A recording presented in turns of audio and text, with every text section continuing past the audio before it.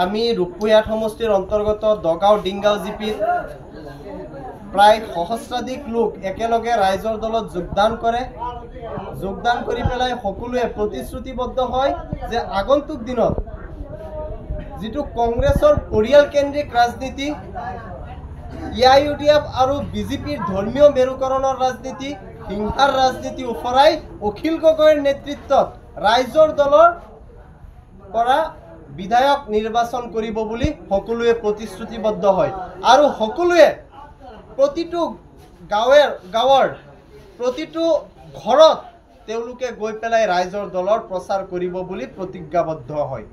গতিকে আজিৰ যোগদানে এইটো ইংগিত দিয়ে যে আগন্তুক দিনত ৰাইজৰ দল ৰূপপুৰহাট সমষ্টিৰ চুকে কোণে গাঁৱে ভূঞে সকলো মানুহে বিচাৰি আছে। গতিকে ৰাইজৰ দলৰ